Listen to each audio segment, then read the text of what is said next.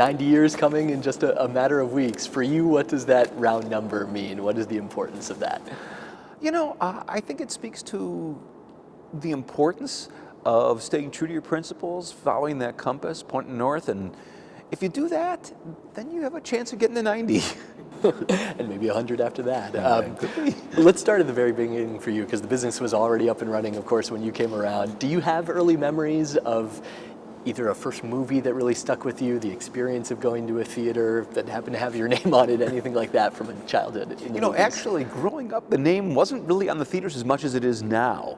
Every theater had its own name, and I don't even know if we had a policy trailer, the part where it says, "Welcome to Marcus Theaters." I mean, maybe we had some dancing popcorns and some sodas on the screen to remind you to go get some popcorn. But it's funny, as I thought about what kind of questions I might get, and the issue of, what did I first remember? I think I look actually at my own kids and understand, it's really easy to understand being in the theater business, right? Oh, you own the place where we go see movies, as opposed to like a hotel is a little bit more of an abstraction for them. They don't go to a hotel. So when you're little, I think the theaters were amongst the earliest things I remember. There was a movie we used to show when I was a kid. We'd have birthday parties and we had a little screening room and we'd show The Ghost of Mr. Chicken, which was a Don Knotts movie, which no one knows about. But sort of my memories are of that. And I do remember coming to the hotels because my dad was very, very involved, and that was his focus at the time. Not really the theaters, that was my grandfather was running that. And so I remember coming to the hotels as a kid and looking down. We'd be in the Pfister and looking down at the candy, at the sort of the sundry shop where they had like the candies and stuff. And you could look in from overhead, so that was fun. And we were also in the restaurant business too, and probably people don't realize that at one point restaurants were the biggest part of our business, and we owned a lot of Big Boys, and so I remember going to Big Boy quite frequently. Did you kind of have to run in the place, whether it was a theater or a restaurant or a hotel? Or No. My parents were very careful to make sure that my brothers and I realized that we were very lucky and that we had a responsibility, and that to sort of run roughshod would have been inappropriate. I'm sure a lot of it goes back to your grandfather too, and it was really fascinating reading about his life and just what an incredible career he built for himself over the years. As you got older and as you got more business savvy, what did you learn from him? What did you take away from all that he was able to build? Well, he left us with a statement basically, in that we have a thing in the company, and this is when I first talked about staying true to your foundational concepts and what that true north is. We have a thing in the company called Ben's Commandments, and so that he put it down as his sort of how I think about business, and that we still use to this day, which is, number one, your associates, your employees, they're your most important asset, and so take good care of them. You take care of your most important asset. Own your own real estate. Keep your balance sheet strong. These were the kind of things that he was sharing with us that to this day, had our balance sheet not been the way it was, I don't know that you and I'd be sitting here, because we'd have been done under by the pandemic. I'm certainly going to ask you about that. I love this. Tim said he's actually been to the original theater. He's seen something. The Shrine. Yes. in Ripon. Obviously not your biggest, I'm sure not your most profitable theater in the portfolio, but why is it so important to still have that in the family business? Well, again, it all comes back to, remember where you came from and don't lose sight of what got you there. And so we talk about when we get into a community, a lot of times a developer, and we view ourselves as developers, real estate's an important part of what we do. Some developers will go into a community and they'll do their project, and there's nothing wrong with it, but then they will go on to another project in another community and they leave. They're not there for the long haul. We've had the philosophy that because we operate the business, we don't just build it. We operate the businesses. We're there. We're there for the long haul, and we're there to be a part of that community, because we didn't just build the building, we're running the business. And so staying a part of Ripon and saying, we still have the first one, that says a lot about when you say to somebody, we want to come do business in your community. And by the way, we're not just here to make a quick buck and get out. We're here to stay And by the way, we still own the first theater we built 90 years ago.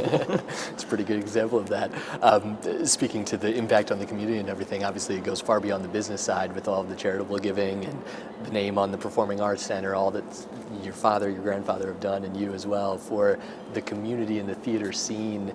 How has that impacted your life, you think, beyond the business aspect, but being so invested, so involved in where you guys came from? Well, you know, it's again, it's one of those lessons that you have to take care of your community, and that's what we're doing. I mean, I've always said there's two things. You know, if you have the capability, you have the responsibility, and so that means, you know, it just means if you've been so lucky to be able to have success, you need to take care of others with that success. But also, our business is specifically really hard to move. This hotel isn't going anywhere. The theaters aren't going anywhere. And so, and the people that come to the theaters and the people that work in the theaters, the hotels, or the people that, you know, whether it's the customers or the associates, the idea is that if you don't have a strong community, you're not going to attract people to want to live there and work there and patronize your businesses or come to your hotels from out of town. And so in giving back and being philanthropic and taking care of our community, it's not totally altruistic. We're taking care of our businesses as well. Makes sense. I love the part about your bio, not only the degrees and all the accomplishments, but the film school dropout along the way as well. Do you ever wonder, do you ever go back to what a path could have looked like actually being in the industry versus this side of it? Well, I'd be lying if I said I never thought about it. I was, you know, I got into, what happened was I'd finished law school and I'd always been into the movies, and that was one of my favorite parts of our businesses, although I love them all. And I had been a photography minor in college. So I felt like for some reason I thought that would give me some sort of standing, and I applied to a program at USC, the University of Southern California, which is it's like, you know, the Harvard of film schools. And so I got in. Okay, now I went to tell my dad. I'll never forget. I said, Dad, I got into film school. Now, I could hear him almost gulp, be like, "Oy, what are we doing, film school?" But I was already a lawyer and an accountant. So he couldn't say, well, what if this doesn't work? If it doesn't work, okay, well, I can be a lawyer or be an accountant. I'll be okay. And so I went, and I quickly figured out I was tired of school, and I went to work for a producer. And she was a very, very important producer at the time in Hollywood, and we were working on 2 movies at the same time. And What About Bob, which is a relatively classic Bill Murray movie, and then a movie called The Doctor with William Hurt. And so I was in a really good position if I wanted to stay in that industry. I was working with the right people and working for the right people, but I ended up deciding that I really wanted to be a part of what we were doing and come back to the Midwest, and I didn't see myself spending my life out there. Obviously you haven't looked back, but what was it that led to that decision? Getting back home, being part of the family business, or what led to that pivot? Yeah, you know, it's interesting, and it's funny, I see this with my kids now. At the age I was in my mid-20s, and I'm thinking, you know, I got to get on with my life, you know. Now I look back and go, don't get on with your life, you're a kid, right? But I sort of felt this pressure to oh, by the way, no outside forces. My dad would never tell me what to do. He never said come back. I always knew it was an option, but he never said you should come back or that or anything of the like. But I just felt, okay, well, am I going to be here the rest of my life? Probably not. And so if I'm not going to do that, well, probably should start heading back. And I actually went to Chicago first, and then I came home. But yeah, start to get to work on what you'll do. Over the years, whether it was as a young film buff and then obviously owning and running theaters around the country, which ones have stood out to you as kind of marquee moments for the movie industry over the decades that you guys have been involved in it? Whether as a personal fan or ones that were particularly good for the business. I mean, the movies themselves? Yeah. The movies, yeah. I mean, you know, it's so funny. I see so many of them. You know, it's hard to actually pick like 1 or 2 that were seminal in terms of the you know, I mean, I remember Titanic was a huge movie, but it was, you know, and it was really this one, James Cameron. As now we're coming up on Avatar 3. Never bet against James Cameron. That's an important lesson I learned, actually go back to Terminator. I love Terminator. I mean, I love the movies, and what I love about the movies, I go every week. And people always say, what's your favorite? I see so many. You know, if you go every week, now maybe I don't make it every week, but I go very regularly. I have a regular date night with my wife, and we and what I like about the movies is that it's a relatively inexpensive way for people to be together and to get out of the house and do things together. And I think in today's world, it's actually even more important, because in a world where we're all in our own silos and we don't leave our houses so much anymore. There's a horrible stat about adults they spend an hour and a half more a day at home, just losing their minds, I think. I mean, it's not, yeah, I mean, exactly. I mean, it's not good. Humans were meant to be with other humans. There's a reason for that. And going out to the movies and being with other people and getting out and just breaking away for a couple, like I call it a little 2-hour vacation. That's what matters to me. That's what I think is important, and having, our community, a place where community can be together, and you can see other people that may not look exactly like you, may not think the way you think, but all enjoying each other. That's the most important thing, and that's been a constant, and I think it's something we have to remember. There is something different about laughing, screaming, reacting with a group versus reacting on your couch to whatever you're watching. Oh, totally. I think that chemically, your body, I think that when your senses tell you that you're with someone else, something happens chemically that changes how you perceive things. I don't know, it's not like a huge, like you thought it was blue and now it's green, but it's like, it just changes you. And so that's what it means to be human. Yeah. That's obviously a huge topic coming out of the pandemic, of course. The kind of dual challenges that you've been through now when it comes to the rise of streaming and the coronavirus pandemic, which one ended up being the most challenging? Which one do you think has the most lasting issues that your industry will continue to respond to?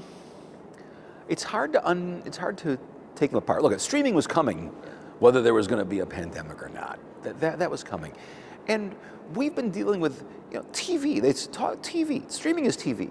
TV has been a much larger business than the movies forever. They are different, and they're meant to be different.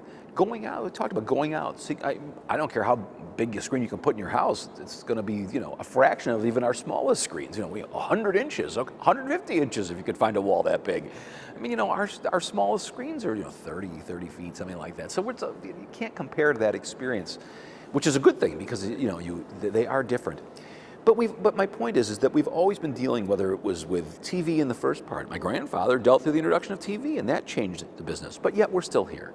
And then you dealt with videotape, VHS. That comes along, and oh no, that's the end of the movie business. Everyone's going to watch stuff at home. And no, there's still a movie business, and now we've got streaming. Now, the more stuff you pump into someone's home, it is competitive, and it's going to be challenging for us, and we have to be on our game and create an experience that continues to differentiate and gets people out. But it's a challenge, and it will impact our business. Probably the more important part, really, relative to streaming, and this was the time that they're holding movies from the theaters till they go out. Now, the truth is, that time, that's called a window. That window is actually elongated since the pandemic with free streaming. But they do things like premium video on demand, which is a $20 to $25 download, at 2 weeks to a month after it played in the theaters. Now the customer just hears it's available in the home and they think it's free. They don't think, $25, because when they saw, $25 to download that, are you kidding? I'd rather I'm going to go to the theater and by myself and pay $12 for a ticket. Or even the same amount for 2 tickets, sure. And yet I get to be out and I get to have an experience. But the customer they just think it's coming so fast. That is probably our biggest challenge, is that perception of how fast it's coming, even if that's not the reality. Because you don't get the follow-up weekends and word of mouth to spread and everything like that? Well, I think that people just start saying, you know what, if I missed it, if I didn't catch it, I'll just catch it at home. It's going to be at home in a week. Yeah. If you didn't catch it in the first few weeks, if you think you missed it, which truth is, unless you're willing to pay all that money, you actually are going to wait a few months for it, but they don't. And there's so much coming at them and so much entertainment options that they tend to not worry about it as much. It's maybe some of the changes too, the idea of a tent pole, right? Holds up the tent for other movies in this case. Maybe exactly. That's what we're kind of losing in terms of the tent poles are the ones that people go to and not necessarily the others. Well, not so much. It's impact. Yes, we still have tent poles, and people are still going to the other movies, but we're not. The biggest other challenge we're having is that. So a small fraction of people not going. But let's just talk about Memorial Day this year, record weekend. I mean, okay, we had a record weekend for Memorial Day. it means people are going to the movies, and not just the big ones, the medium ones, the ones they don't know about, the Sinners of the world. Wasn't Sinners a great movie, right? You know, but who knew? Although Ryan Coogler, Michael B. Jordan, we should have known. But you know, it's more the other issue we have is not enough movies. They're not giving us enough in the theaters right now. It's starting to build back up, and that really was the pandemic. It shrunk the pipeline, and it takes time to rebuild it. And the other problem we have is that everyone wanted to be Netflix. All the studios want to be Netflix, which it's not possible for everyone to be Netflix.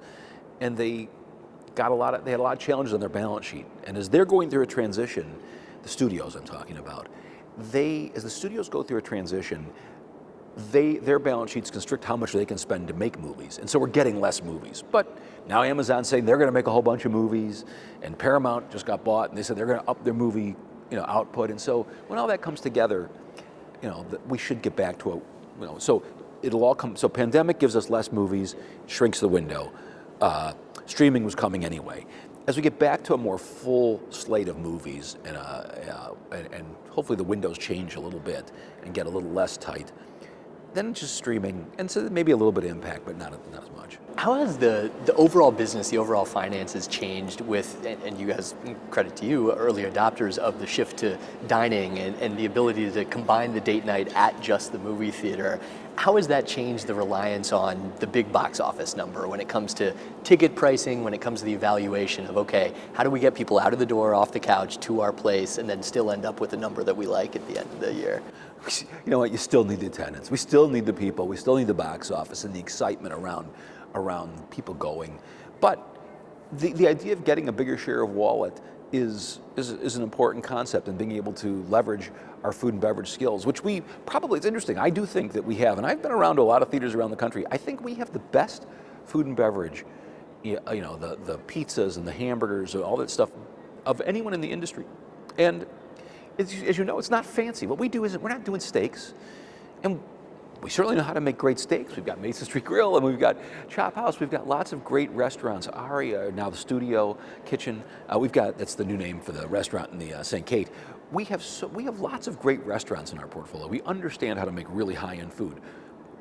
But we just sort of took that mentality and said, okay, we're not going to do that here. This is a burgers and pizza, but why not have great burgers and have great pizza? And I think our burgers and our pizza, it's phenomenal. Everyone knows Zaffiro's, and people, if they don't know our burgers, they're delicious. They could be some of my favorite burgers of all time. Go get them if you haven't had them. Besides the food, what are some of the other things that excite you or you think will be a big draw for people? Because it seems like you guys have done a very good job of experimenting, trying to reinvent, looking at whether it's, I think like the Taylor Swift concert as a draw for people, looking at live sports as a draw. What are some of the things that you guys are thinking about working on that could add to the theatrical side of things? It's just what you're talking about. I think that the next thing that will be sort of, what is the alternative content? What are the things that we can do that's not just movies? We want to be more than just a place for movies. That's a tough call. That's a tall order, to try and get people to think about you as something, maybe a place to go see a comedy show or a concert. I mean, still filmed and on a screen,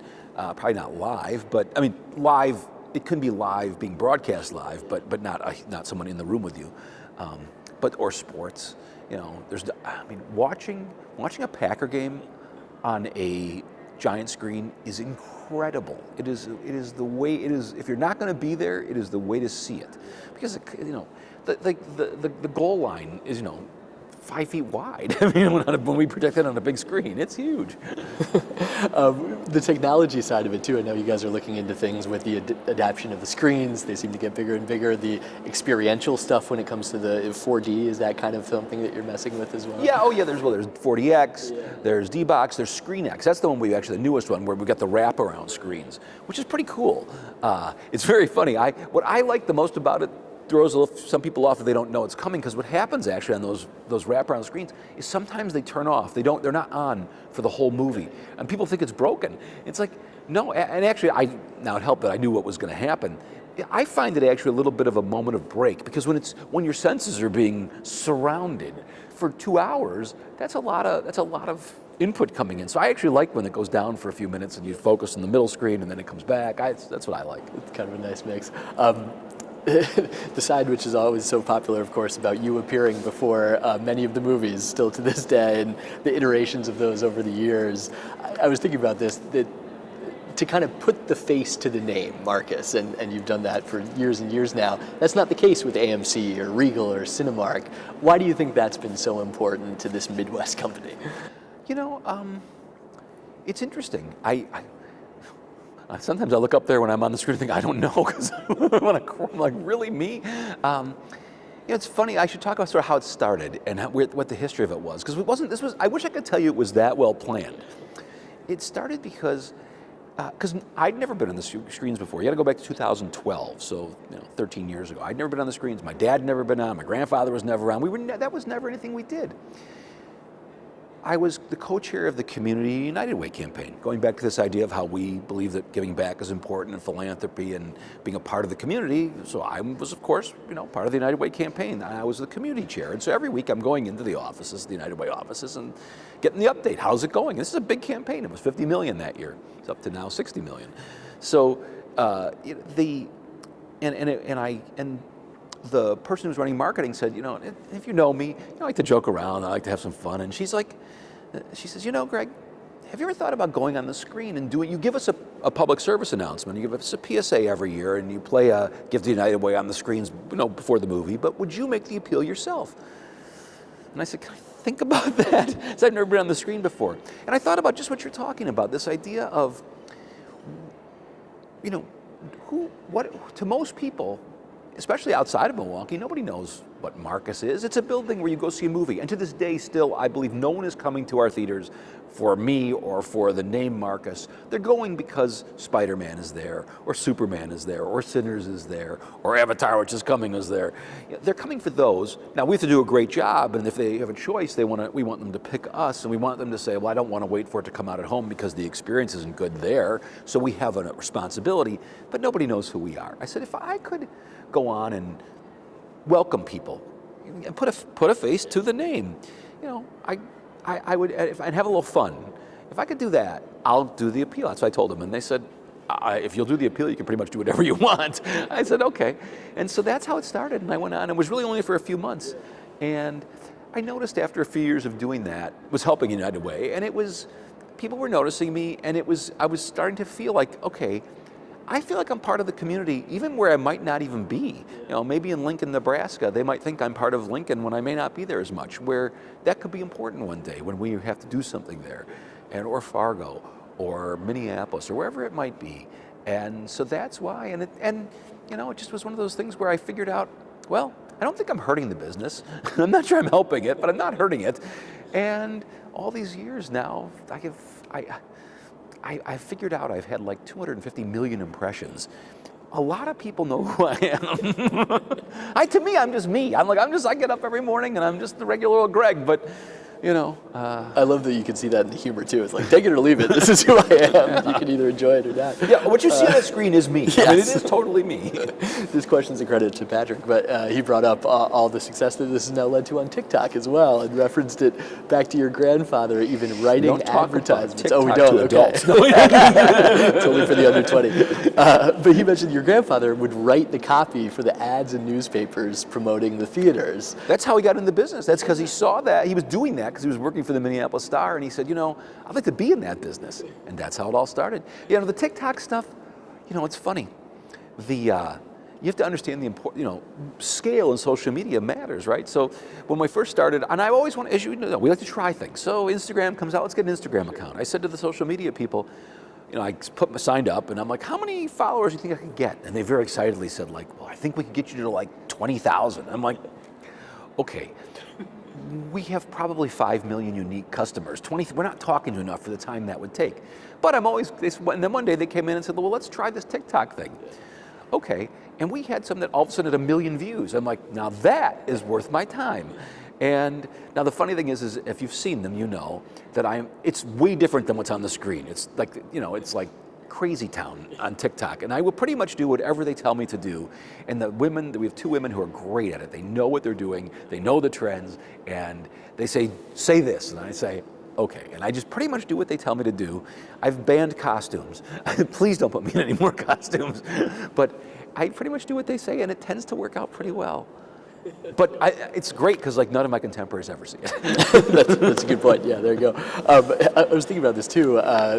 Some of the commercials that we run, of course, with David Gruber, I've noticed his children starting to appear. It's kind of like the passing of the torch. Is there a succession plan for the fourth generation of the Marcus family and some of the others to begin appearing, or where does that future lead as we're at 90 and looking ahead here? Yeah, David's a little older than me, and his kids are a little older than mine. So mine aren't there yet. I don't know if they will be. There's no.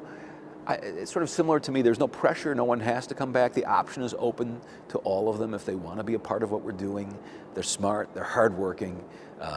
And so if they want to, that's an opportunity for them. And they have to come back and work hard and prove themselves, but I'm confident they would because they've done great. They've done great already in their lives.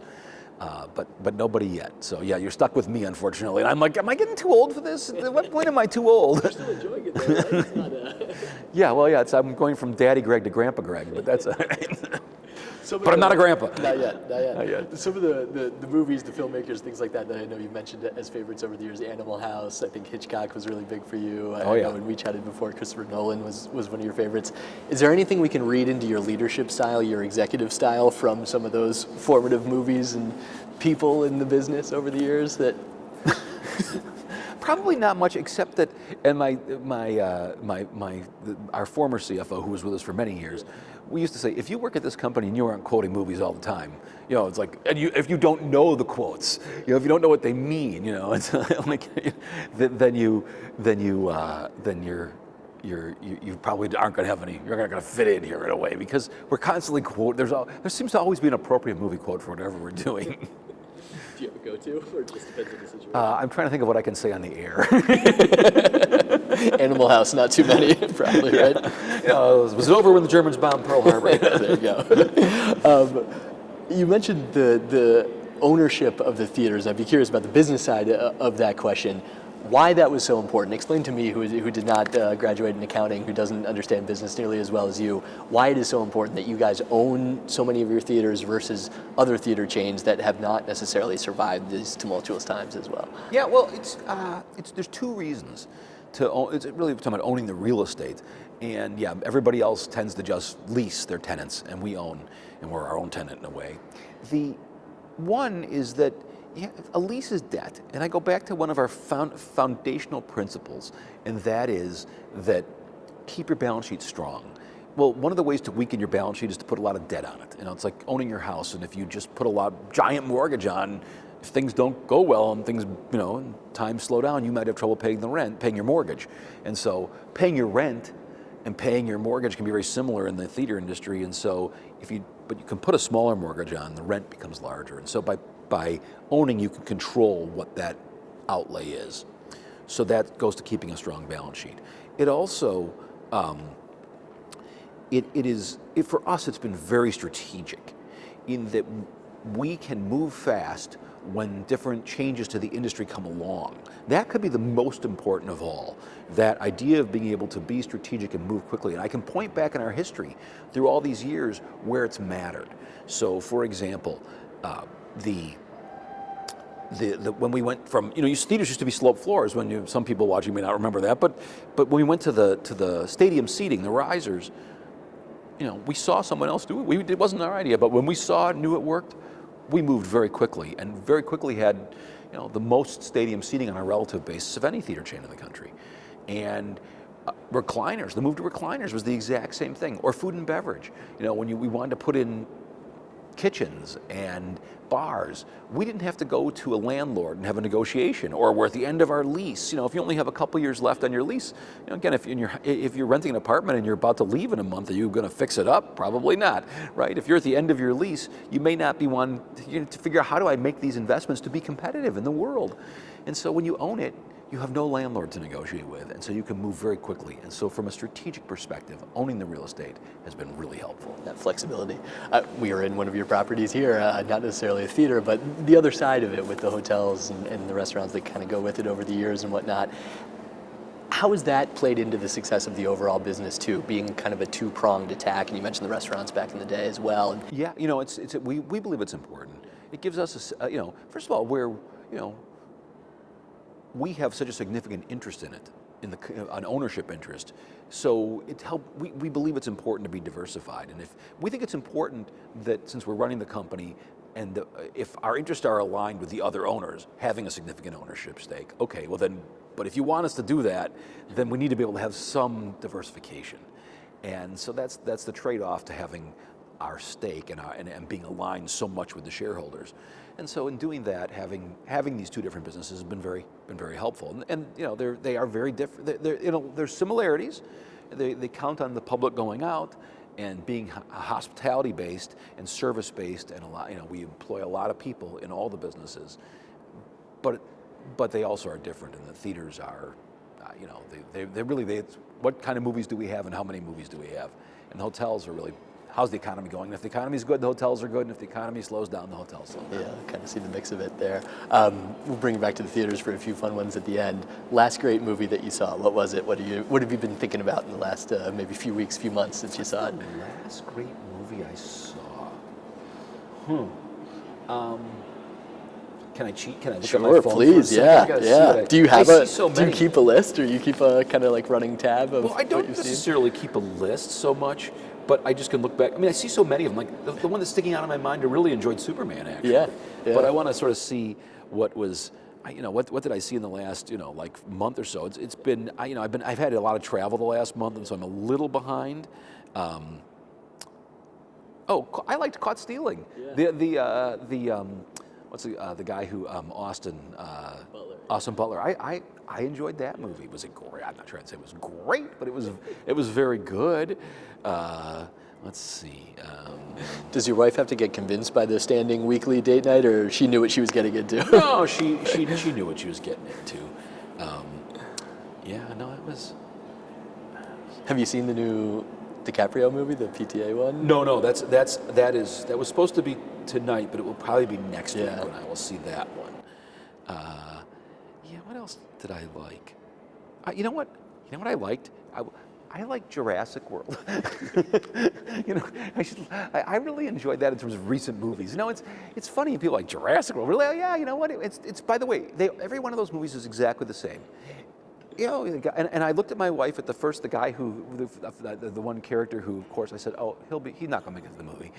Sort of the bad guy, the corporate bad guy. Sure enough, he got eaten. People getting eaten by dinosaurs. It's fun. Lawyers don't fare very well in the Jurassic World universe. Go back to the original. How about some of the stars that excite you now of kind of the modern era of movies, whether it's director, whether it's the leads? Who do you kind of get extra excited for if you know they're in a role or have something coming? It's funny. I just saw, we did a trailer with William H. Macy that I did with him. I'm doing some with talent lately, and I saw the trailer for Running Man, which Glenn Powell. I don't know how good Running Man is, but Glenn Powell. He's like, he's that charismatic kind of guy you see now. And Sydney Sweeney, she's great. And you've got Margot Robbie. She's a modern star, right? Those are the ones who catch my eye and I think are fantastic. How about what's coming? You mentioned Avatar. That's projected to be a big one, or maybe even looking into next year. Anything kind of on your horizon, on your radar that you're excited to see? All the ones that are going to be huge are the ones that I'm very excited to see.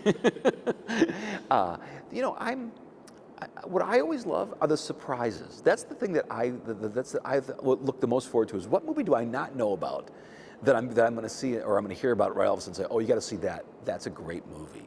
Sort of like we're all hearing about this movie, the battle movie, One Battle After Another. Thank you. That movie is like, again, it's got a lot of pedigree in it, and you've got Leonardo DiCaprio in it, so it should be great. But it's like, that's supposed to be a great movie, and it's getting great reviews. Okay, I want to see that. Whatever that surprise is going to be, and there will be one at Christmas time. I know that, and then I'll go see that one. And then finally, since we started with 90, we'll end with it. Can you project 90 years in the future? Do you have any idea? Do you expect Marcus Corporation, Marcus Theaters to still be going strong? What would that be, 2115 at that point? Yeah. And any ideas what it would look like? It'd be cool. Look at what I know is this, and I've said this during the pandemic, and I believe this to this day. Humans really want to be together. They do. They are by nature we are creatures that are meant to be with other human beings, whether it's going to concerts or going to ball games or going to the movies. People are going to want to be together, or going to conferences at hotels. That idea that you can't. If you look at it, a lot of people are at conferences because they're looking for jobs. You're not going to do that, on a giant Zoom call. That just isn't going to happen, and it's irreplaceable. That idea of being with other people is irreplaceable.